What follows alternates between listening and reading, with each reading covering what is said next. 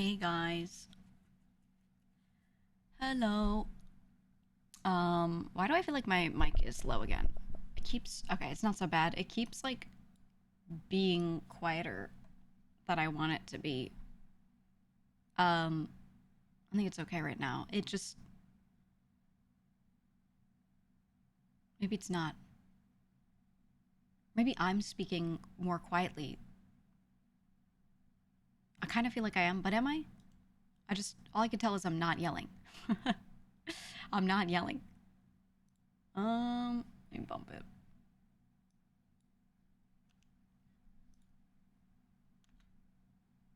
I bumped it by 2 decibels. Huge.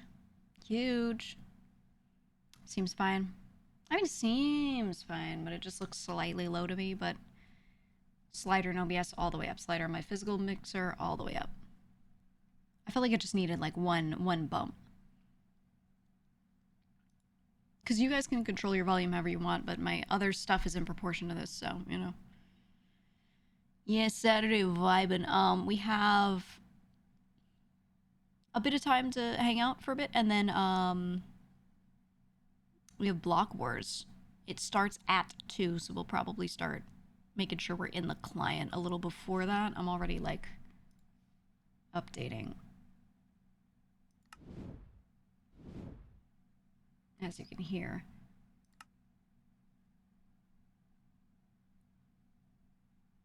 I gotta...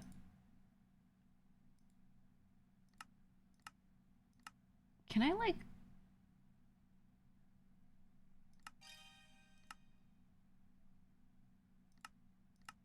Can I change my skin in Lunar Client like this? Does anyone know?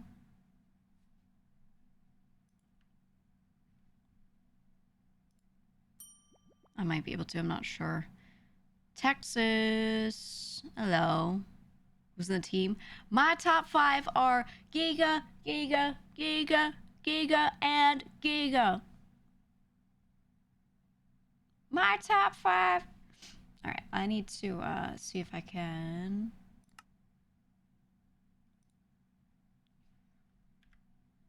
get my skin changed. Skin customization, no. I think it's in the thing before you actually open the game. In the launcher. But I don't know where it is in Lunar. I know where it is in the regular Minecraft launcher. Let me see.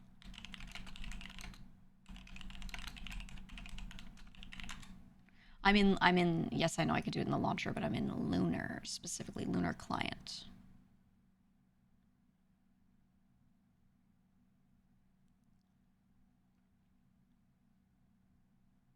Yeah, they're saying just do it from the normal launcher.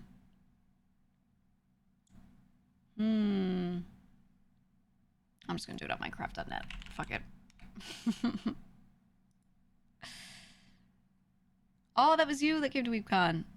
I believe it because you did say that and I didn't tell anyone that anyone said that, which means you were real and you were there. Thank you. Yeah, we have another one today. I was laughing when you said that at the meet and greet, actually, because I was like, oh, we're about to be in one. You know, every time they ask me, I say yes, literally every time.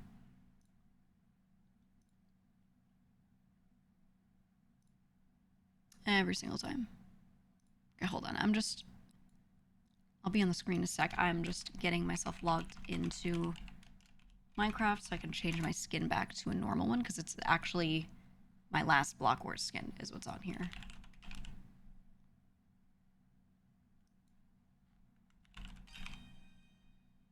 And I have like 5,000 Microsoft accounts, so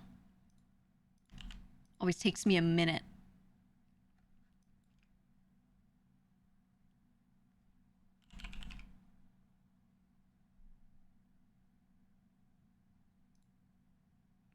Stay signed in, yes. Yes.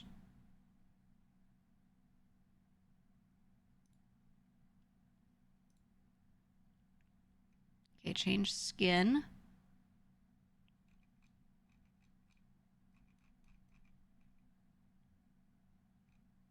Change change skin where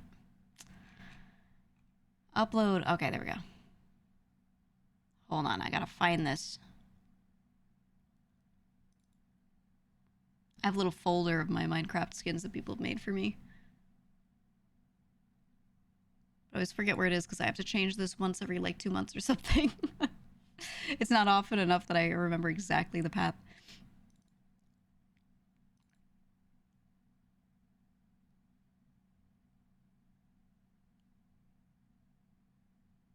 Oh god, where's my Inquisitor skin? I wanted to use that one.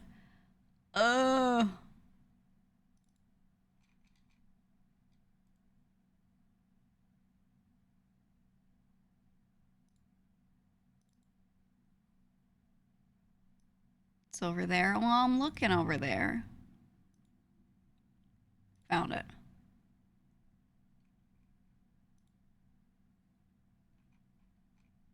Okay, I found it. I did it.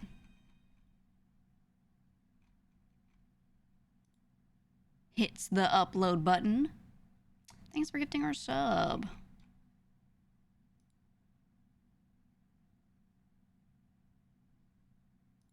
Okay, okay, it should be updated now.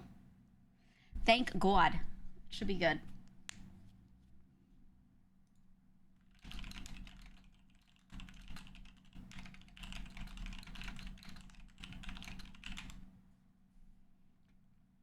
Okay, I am actually gonna grab, let me go raid my fridge really quickly before I show up onto screen. I'm gonna go grab myself something caffeinated because I wanna be like, I wanna be so sharp for this. I usually like most streams I like try to not be very caffeinated. Helps me talk and not like go crazy. But for gaming, just saying. So I'll be right back. Read my fridge real quick.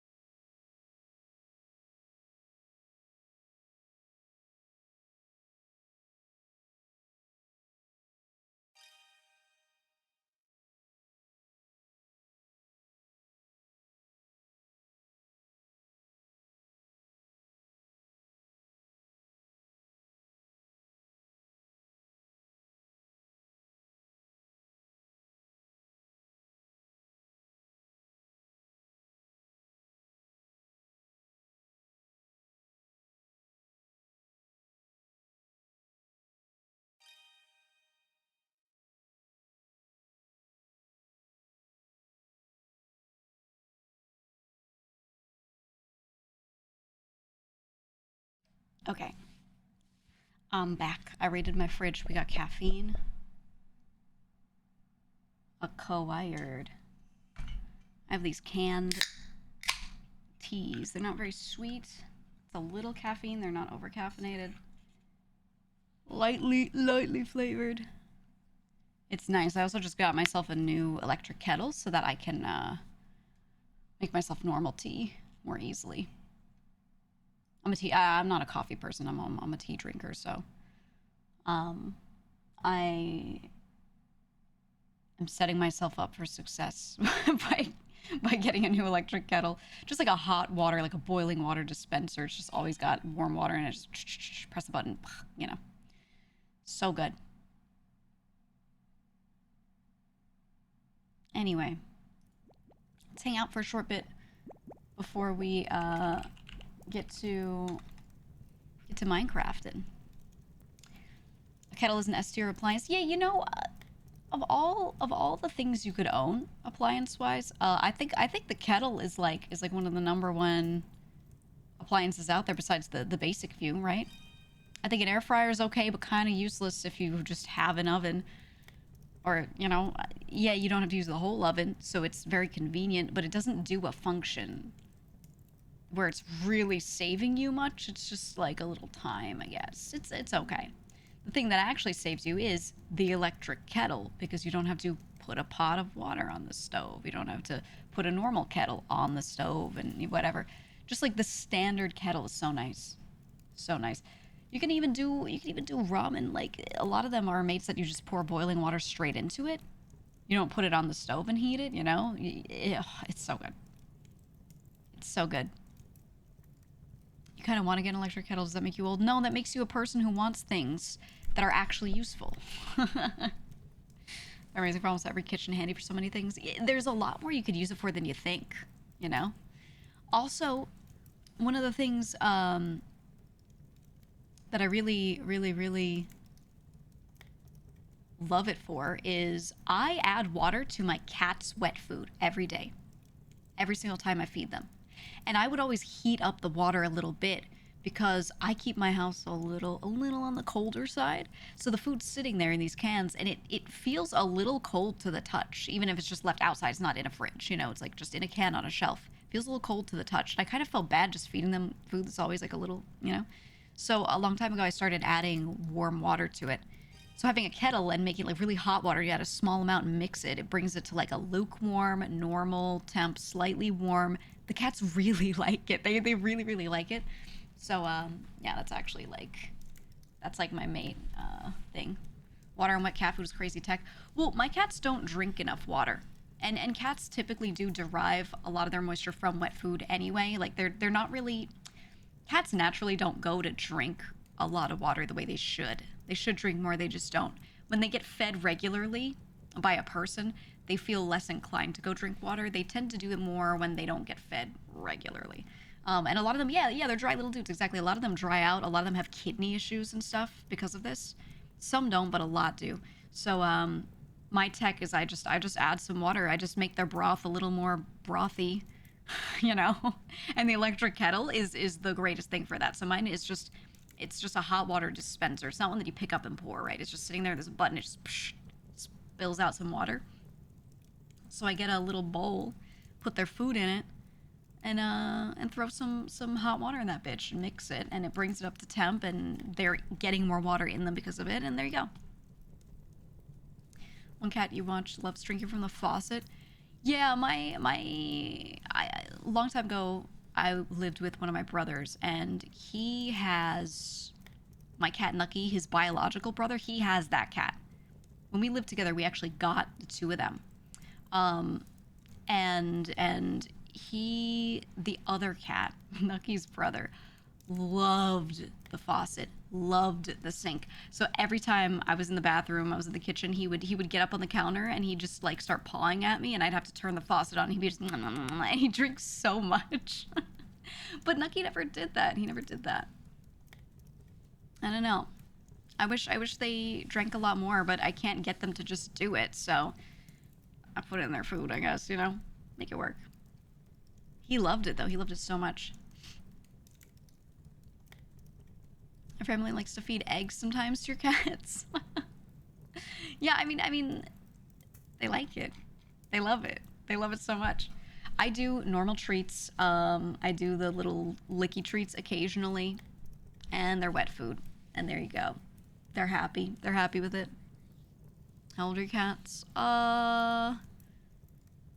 Neither are over 10. Nucky is, I want to say 8 or 9. And then Wolfie's like 2 years younger, 3 years younger than him. We did the disappointment topic already? No. You want to get to that? I was talking about cats first. We always have to talk about cats every stream. Eggs are good for cats. They are. They are. I do a slightly nicer wet food, a slightly fancier one that costs too much. And you know what? They are better off for it. I've noticed that their coat's getting a lot nicer, a lot silkier since I started feeding them that a long time ago. Oh, and speaking of the devil, Nucky is here. Hello! Talking about your food. Would you like to talk about your food? Let's see if he'll speak.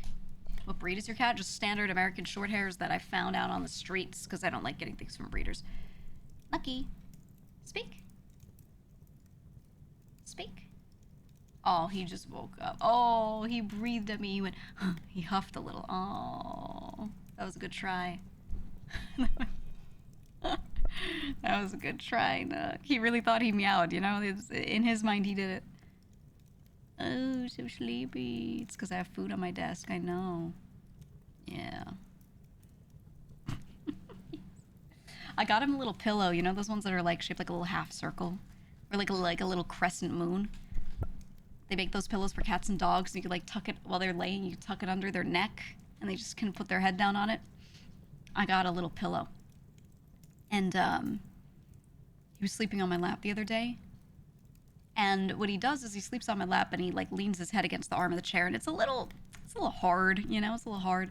So I took the new pillow that I got and I shoved it like under his neck.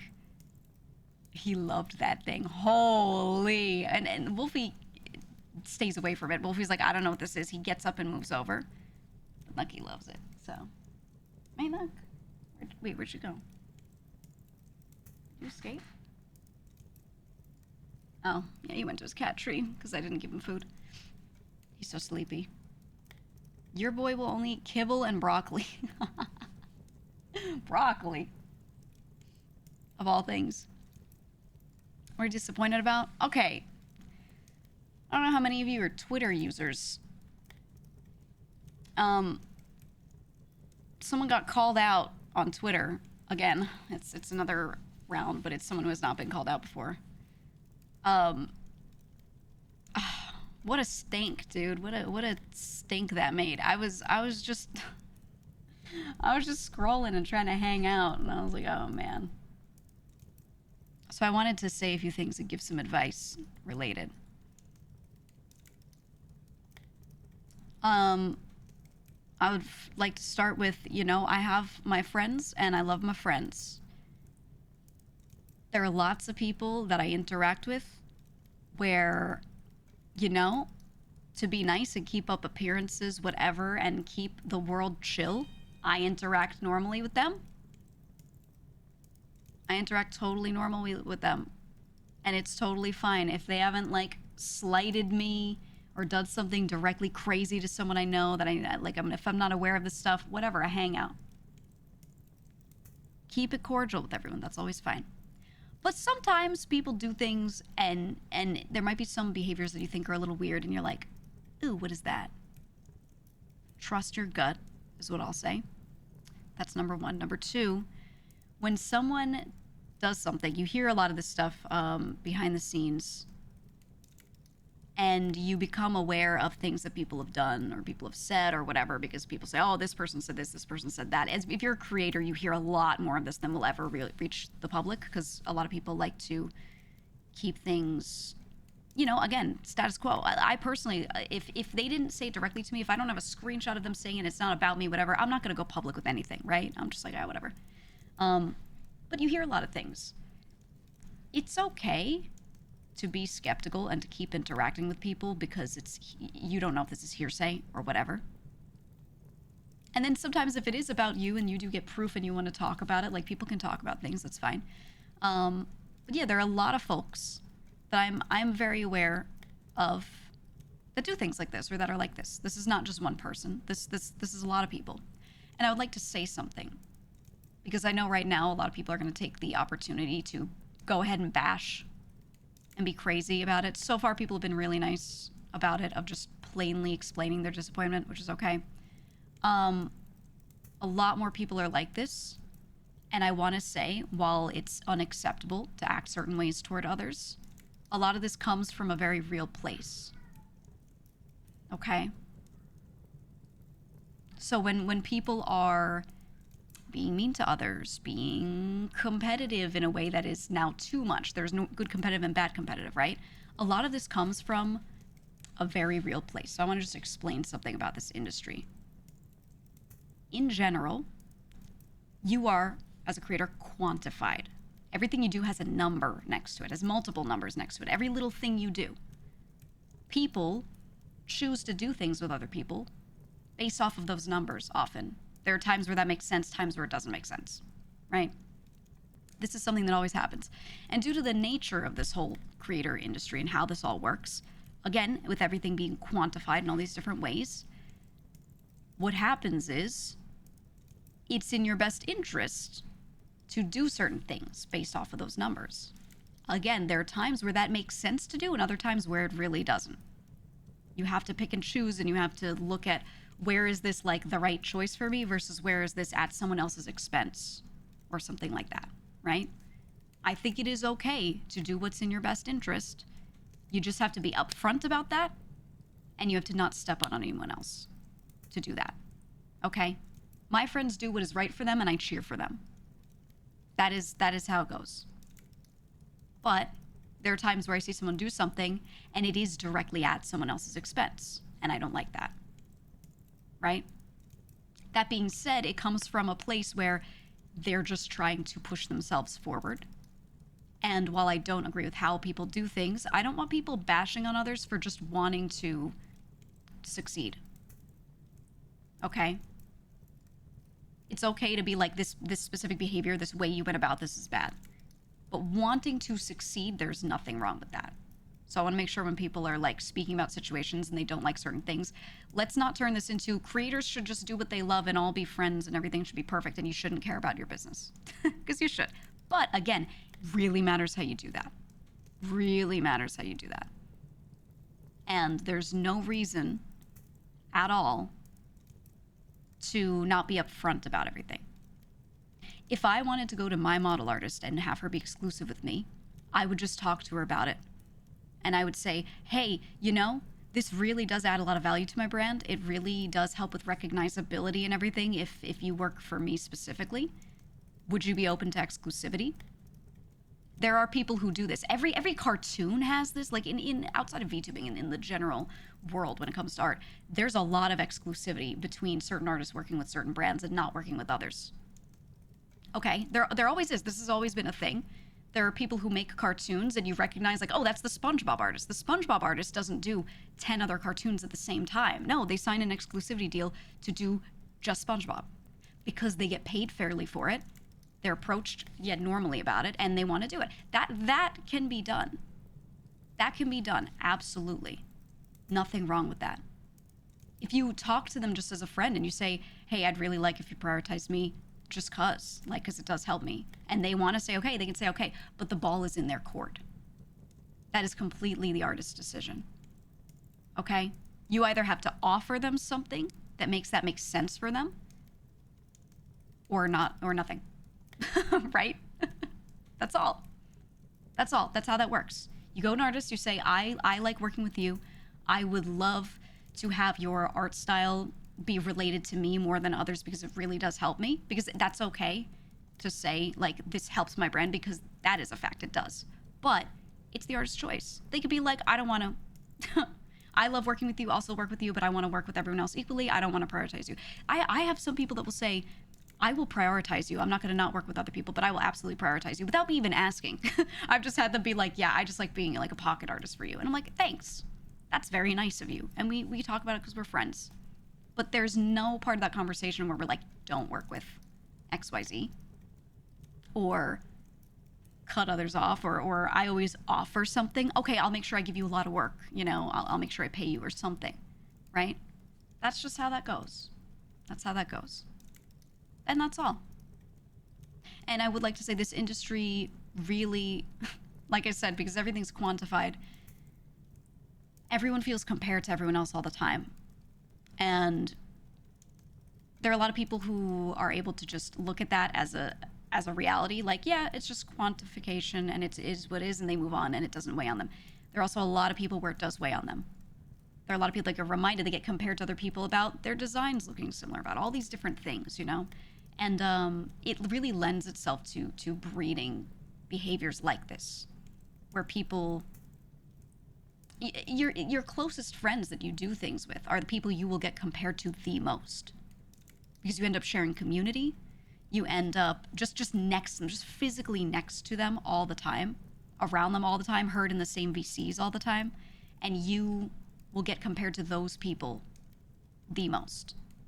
And all that comparison and all that quantifying of you and things that viewers do that make you feel, you know, like there's just a lot of side by side going on, lends itself to people doing shit. Doing shit, right? That is just to make sure that they're succeeding over others. And again, wanting to succeed is fine, but how you go about it and whether or not that makes you step on others to get up there is a big part of what's okay and what isn't. That's all. Yeah, mutual respect. I have friends that I talk to very normally about all this stuff. And they talk to me very normally about all this stuff, and we can have mature conversations about all of it, about how it makes certain people feel. And that is just fine. Those are adult conversations you can have. You can, if you are close friends with someone, you should be able to talk to them about these things. Okay, that's all. That's all I want to say about that. Just talk to your friends, goddammit. You know? When she said every indie manager is a boyfriend, she was right about it. That's not true. I will say that's not true. It's definitely more true more often than people will say. But no. No. No, Yako, that's not about her. It was about something else. That was just a comment that was mentioned. No, indie managers are basically, for most people, manager is a big word. Most people, when they have someone they hire as a manager, it's more of an actual personal assistant as far as what the person does in the role. And a lot of people hire their own staff. The same way you hire an editor to edit your videos, you can hire an assistant to sit there and handle communications and things because there's a lot of moving parts. And to sit there in a meeting with you once a week to like look at a Trello board, be like, you have these sponsorships coming up, you have these dates of these collabs that people are doing. Oh, you have a birthday video, let me go and message all these people about all these things. That's actually very normal that people hire someone to do that. I think there are enough scenarios where someone does use their significant other as that role because that probably makes a lot of sense if they're like around them all the time. I you know, as I think about it, I'm like, yeah, but that is not always the case that they're actually related to them in that way. It's usually a longtime friend or a mod that's been around for a while that has proven themselves to be very good at what they do, and then they're just like, hey, I need an assistant to do these things. And a lot of people use the word manager because they're managing some tasks, but a lot of the time they're not actually managing them, right? Like they're not telling them what to do or anything. It's just like, hey, I need you to like be checking my email every day because I get literally like 50 emails a day about all this shit. Can you look through it? Right? It's stuff like that. I think it is good to hire management. I heard some indies after that tweet was made, they were like afraid. They were like, now I don't want to hire a manager or call someone a manager because people are going to start assuming shit. And I was like, no, it's still hire one. Like, talk about them all you want. It's very normal. You should have one. It's helpful. It's not a manager. It's like a secretary or something. That's what I was saying. It's more of a personal assistant role that most of these managers have. These manager is also still a good word for it because they are managing something. It's just not always that they're managing you. They're managing like some of your business under you. They're managing your brand with you. It doesn't mean that they're managing you. There are some people that definitely kind of like give the reins to their manager and let their manager tell them what to do. I don't think you should do that, like at all. Hi, Nucky. I don't think you should give them the reins, but letting them manage your business and your brand with you, absolutely. As long as you're like not giving them more control than what you have. Yeah, you hear him going crazy in the background? He's so excited, my cat. He's so excited. I don't know why they need to call them manager. That's literally, they literally are a manager. If I'm a manager and I work at Amazon, you don't think I like own Amazon and tell Amazon what to do.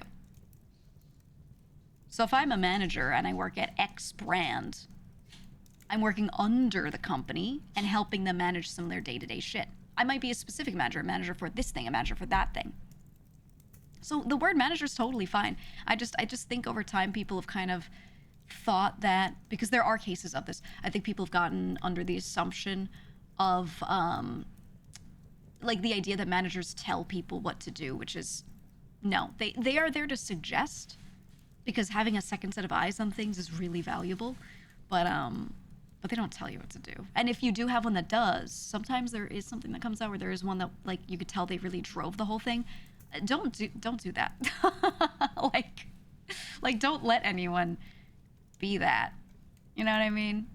I think people in the VTubing world got that impression because they're used to the idea of a manager from a big corpo where that corpo owns your IP, and they actually can tell you a bit more of what to do because the corpo owns the IP, not you. That's different. We're not talking about that. With indies, you're just hiring people into your own team, again, the same way you'd hire like an editor or something, you know? They're working under you. And if you let them work over you, you got to change that. You always thought they act like agents. They are a lot more like agents. Yeah. In most cases. It's just because there's too much communication to be done.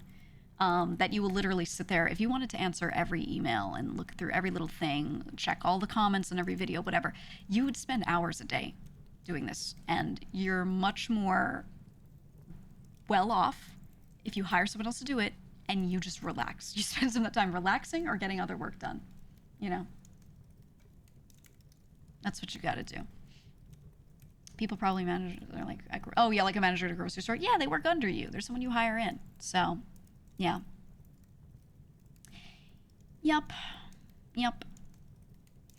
Like my manager at VShojo, for example, we meet once a week. I can DM him all I need to get anything from him. We meet once a week and we sit there and we have like a board with all of my active stuff that's going on.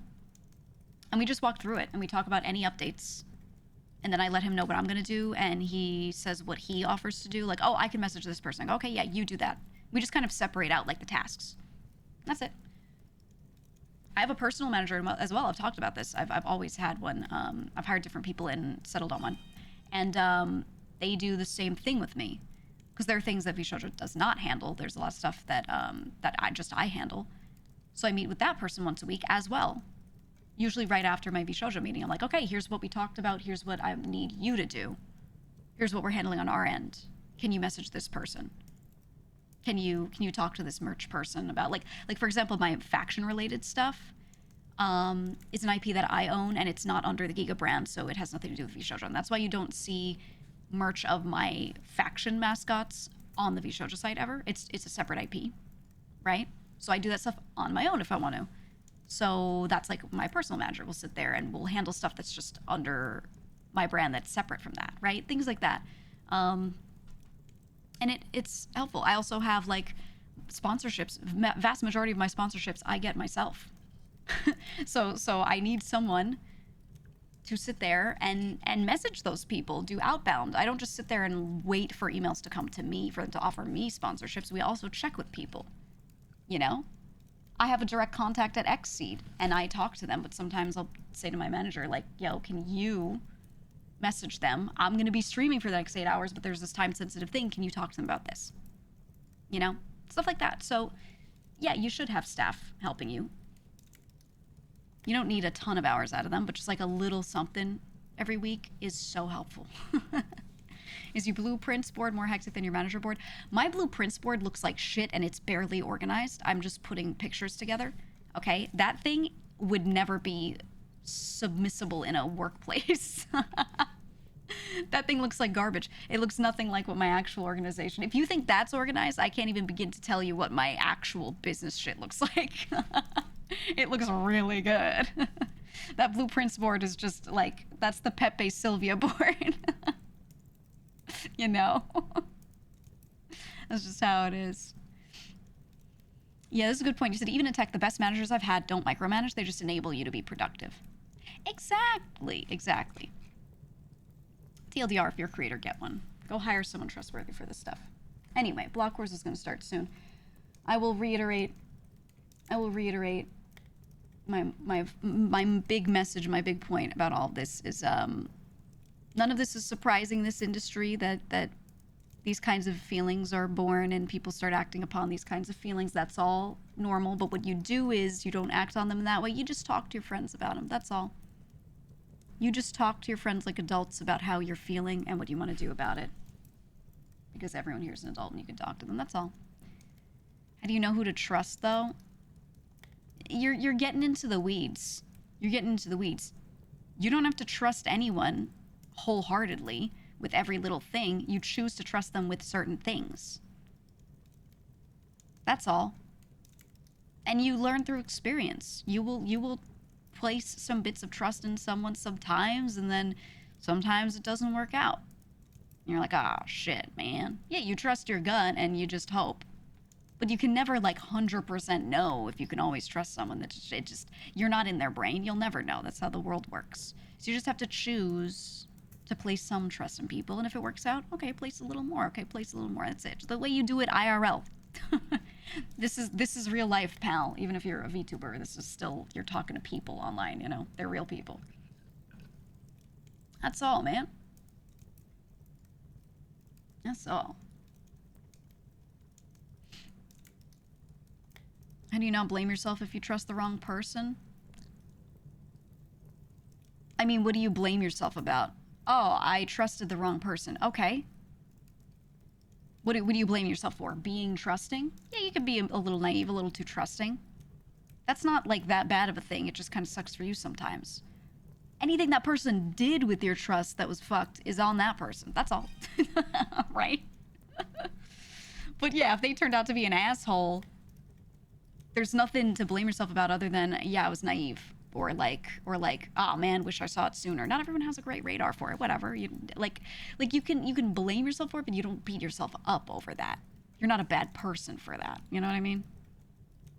It's not like a deep issue in who you are as a person or something. It just means that maybe you'll get taken advantage of a little more, but it's not, you know. Yeah, you can't. You're right. You can't victim blame yourself. Exactly. Exactly, man. That's just how it is, dude.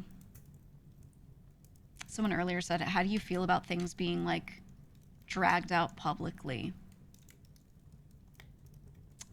I understand getting to a point of frustration that you just have to make something public. I handle everything on the back end.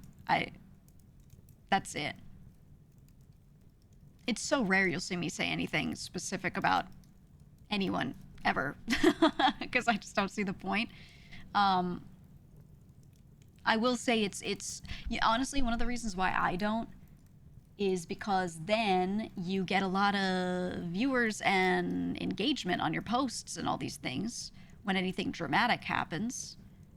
And that's cool. But if you grow on that, then your audience ends up being filled with people that want that from you. And I don't love that. So I go out of my way to not say anything publicly. Yeah, the drama loop. Right. You just end up in the sphere of that, and right, you get all the like the drama tourists coming into your chat and shit, and it's like, you know, it's okay to talk about some things, but there's also a point where it's a lot. All right, we're gonna turn off. I love the BGM, but we're turning it off. Actually, no, we don't need to turn it off yet because I have the menu music off for Block Wars. Let me go stand in the corner. Okay, let's get this ready over here. Okay. Do one of these and one of these. Yeah, block game, block game. Sometimes things need to be public so the cycle doesn't repeat silently with someone else being affected. Yeah, exactly, exactly. And I think, like, it makes sense when it's someone where you're like, man, no one knows how this person is.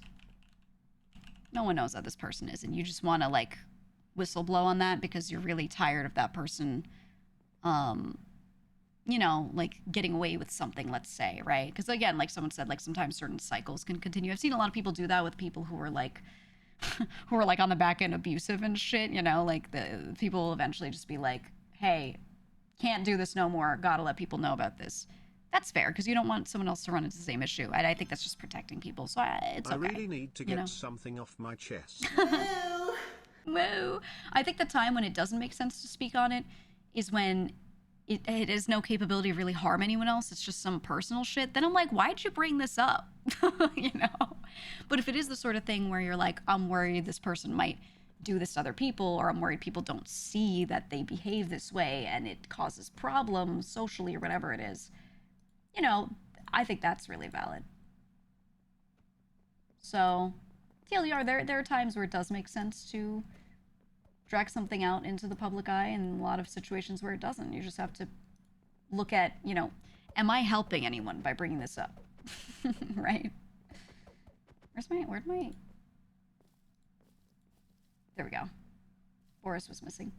But yeah, there are times where it makes sense. Just do it for a good reason, not because you're frustrated. Do it because you're worried something might happen to someone if they don't know. Right? That's the time when it makes sense. And even then, a lot of the time, a lot of people still will warn people on the back end. I've had so many people say, oh yeah, you know, I don't work with this person because of this reason, or whatever, and they tell me, but they don't make it public. They're just letting other people in the industry know so that they don't deal with that same issue. And that's fine. That's fine. You know, I've seen that a lot. I think that's okay. It's not talking shit if it's like, no, this actually happened and here's like a piece of proof of it. There's so many people. Oh, Mason Shortland. It's Andy Jones's... It's Andy Jones's state ID, 1180, Mason.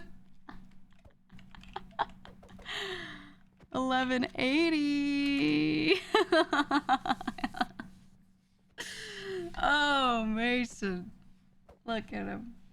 And you can buy them from the court center if you need them now, and we don't have any. Did he DM me? I'll DM it to him just in case.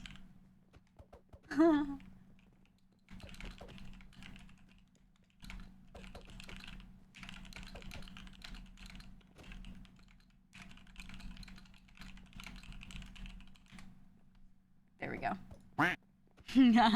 Thank you. Okay. I sent it to you in an email just in case. All right, let's head into VC.